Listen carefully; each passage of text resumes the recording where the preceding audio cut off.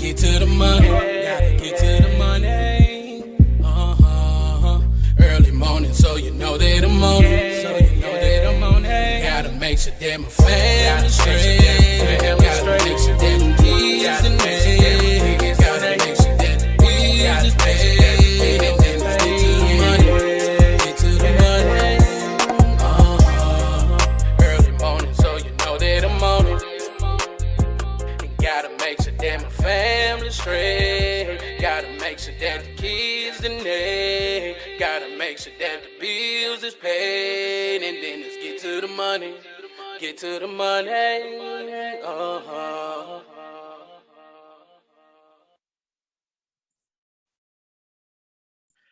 Welcome to another episode of Drinking After Dark, a podcast where we discuss random topics while having a few drinks. I'm your host, Darius, and as always, drink responsibly. And y'all make sure y'all follow Drinking After Dark podcast on Facebook, Instagram, TikTok, and y'all make sure y'all run these likes up and subscribe on YouTube. Man, we got a great episode tonight. Before we go any further, just let y'all know I'm drinking on my usual Dr. Pepper Crown Royal Vanilla mixed with Dr. Pepper cream soda. And also, real quick, new episodes are uploaded every Friday, so y'all can check it out right here on YouTube, or you can check it out on, you can listen on Anchor, Spotify, Apple Podcasts, Google Podcasts. And this episode is sponsored by Joe Shakeenab at ShakeenApp.com. Go visit ShakeenApp.com for services, monthly updates, and contact information. Once again, visit ShakeenApp.com, promoting leadership and scholarship. So, man, look, we're going to get right into it. There's been a lot that's been going on and stuff like that. But before we get into Championship Sunday with the Eagles and the Niners and the Bengals and the Chiefs, we got to talk about this real quick. Ed Reed. So for those who don't know, and probably most of you have already known if you're following this story, Ed Reed is out as head coach of Bethune-Cookman. All right. Now, he wasn't officially hired. Let's put it that way. Really wasn't officially hired, but they let him go based on his rant on social media. He was pretty much talking about the campus, right? How the campus was not, let's just say, up to his standards, right? When he was coming in, you know, the offices, the coach's office wasn't even cleared out for him, everything like that. So the president pretty much just took the offer away. He explained himself in the interview with Roland Martin, as well as Ed Reed. And a lot of people has been going back and forth about this. All right. So pretty much Ed Reed has been talking about the conditions on campus, right? He's been talking about the conditions on campus, pretty much went on social media, and he was upset. He's upset. One thing about Ed Reed, he's very passionate. He's very emotional. He cares about the kids a lot, right? You could tell he's truly passionate about the kids. He was upfront and honest with this players when they found out, hey, they pretty much not going to have him as the head football coach. And I hear a lot of people who are either for it or against it in terms of what was said and everything like that. I'm going to give you my take on this whole situation real quick. I don't have a problem with anything Ed Reed did. Because, see, this is the second high-profile coach who has really said something about an HBCU school. Now, the only difference is that, Coach Prime, he did what he did. Of course, I said it before in my earlier episodes, small schools will always be a stepping stone for head coaches in any sport because they always want to go to the bigger schools or get to the pro level. It's a business thing for them. So you can't really be mad at that. Ed Reed was coming in with that, coming in because he truly wants to help the kids. Like every coach, they really want to help the kids. But he can't help the kids in the conditions that they're in, which I have no issue with. Now, people say, well, you should never air it out. Well, how else are you going to get the attention of the administration, right? And you have to understand too, Ed Reed, you have to, if y'all know his background, all right, Ed Reed, one of the greatest football players to ever play the game of football, Pro Football Hall of Famer, one of the best safeties to ever play. I watched him growing up because I'm a Steelers fan. And of course, we had Troy Polamalu, who was also in the Hall of Fame.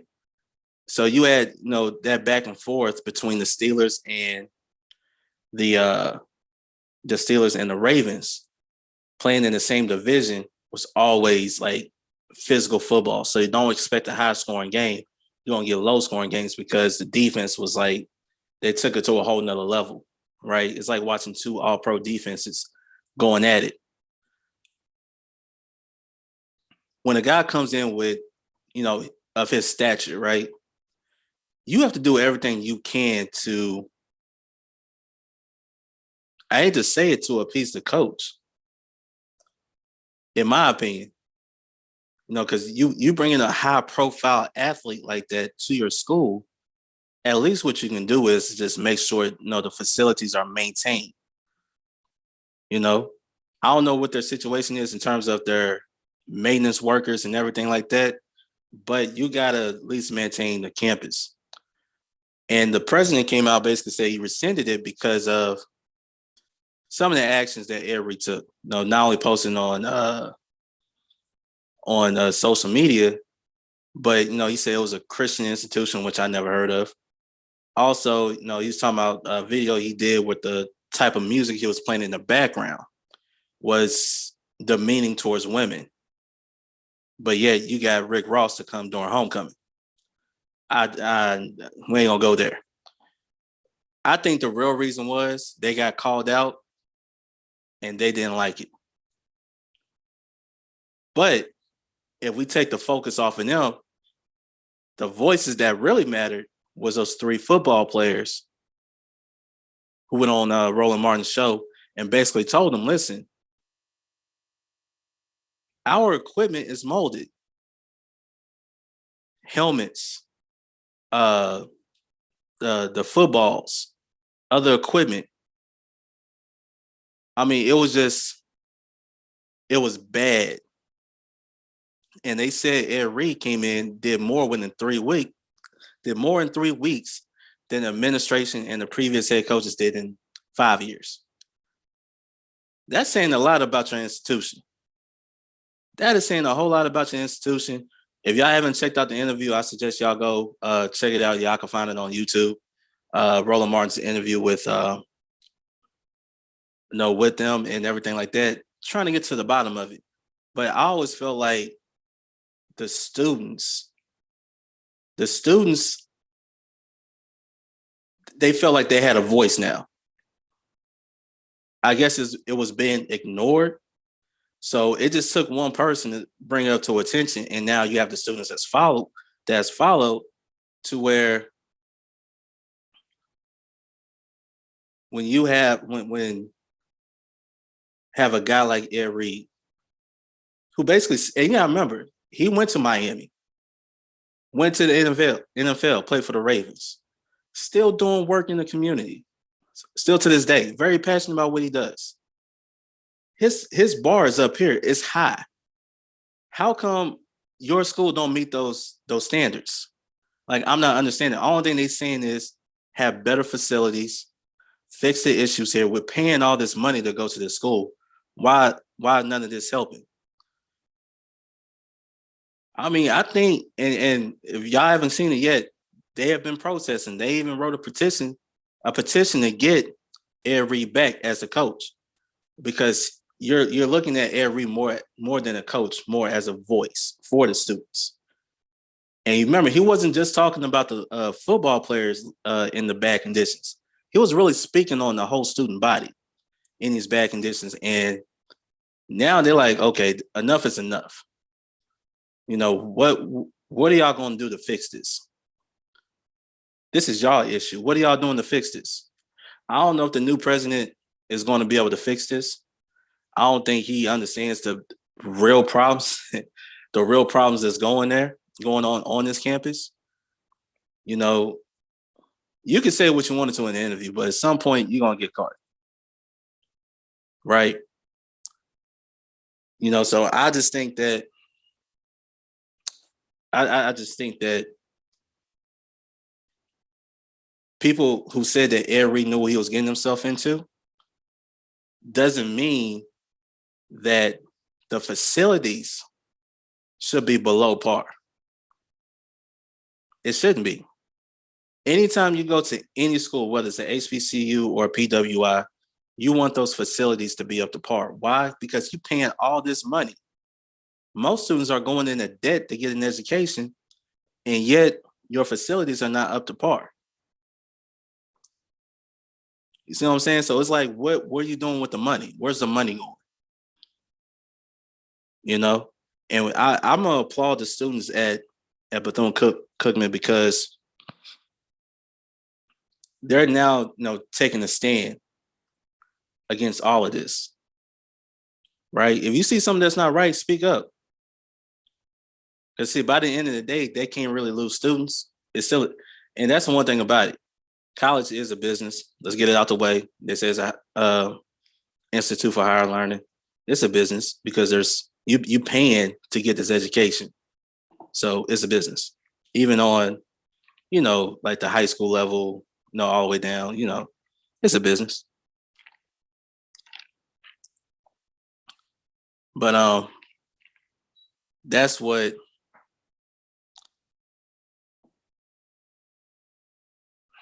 I'm not upset about what Ed Reed did.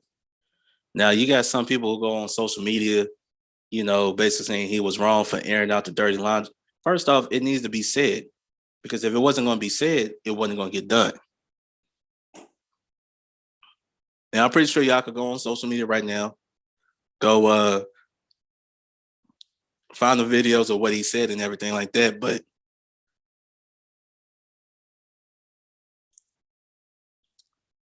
he was upset. And you got to think, this man has high standards. A man of his magnitude, of a guy who could bring resources to the school, right, for his football team. He actually was fighting for the team, in a way, for the entire student body to have, just fix the issues that's on your campus. Just fix the issues. I don't understand what the point is. If that administration can't fix the issues, get rid of that administration and put in a whole new administration who's going to solve the problems. As simple as that. And once again, man, shout out to those students who are standing up, man, who are speaking out on this. Y'all doing what y'all supposed to do. And I just think that y'all continue to fight, because realistically, you really work for them because it's your money. It's your money, and I just think that you have a right as a paying customer, because they already took your money, to call out these conditions on campus and make sure they get it done. So don't stop that fight, man. Y'all keep going, man, and get and get what y'all deserve, man. Get what y'all, or else leave, go to another school.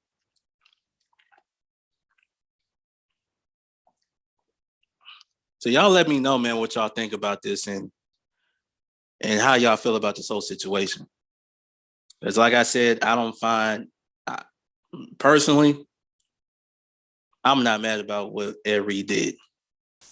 I was definitely disappointed in the response by the president. So I was just disappointed, because you had two.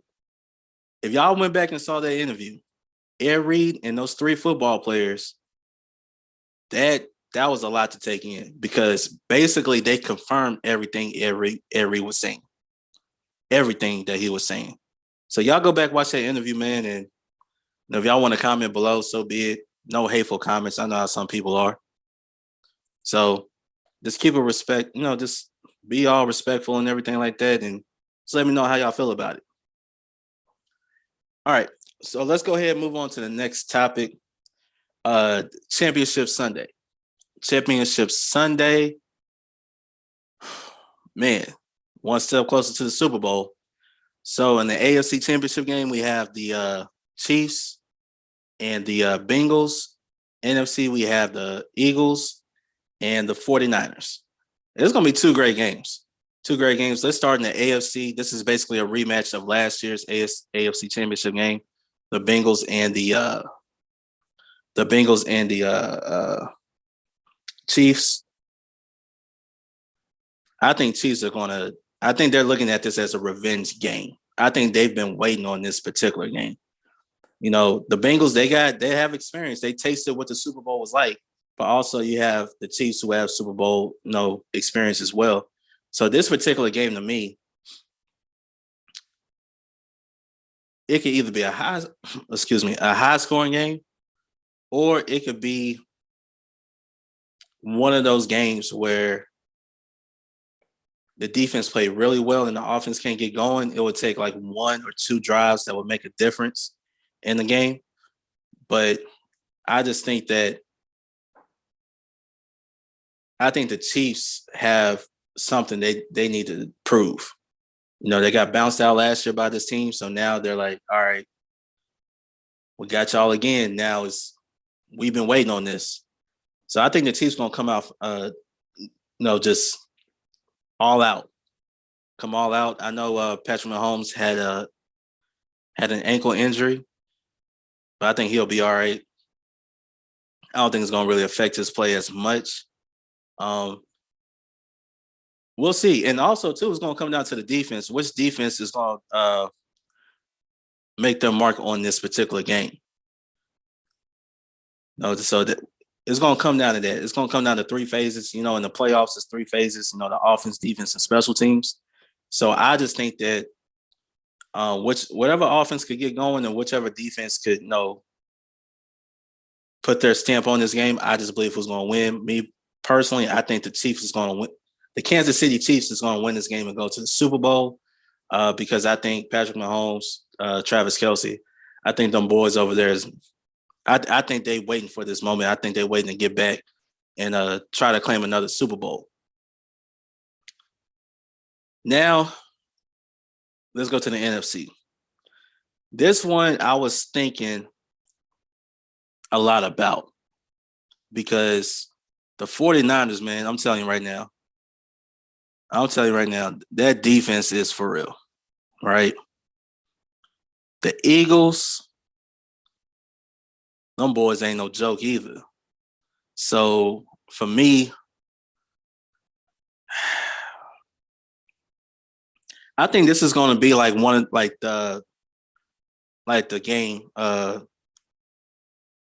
the Cowboys and the 49ers, which it was a defensive game, right? It was a defensive game, but when you saw in that third quarter into that fourth quarter, you saw the offense going for the 49ers, right?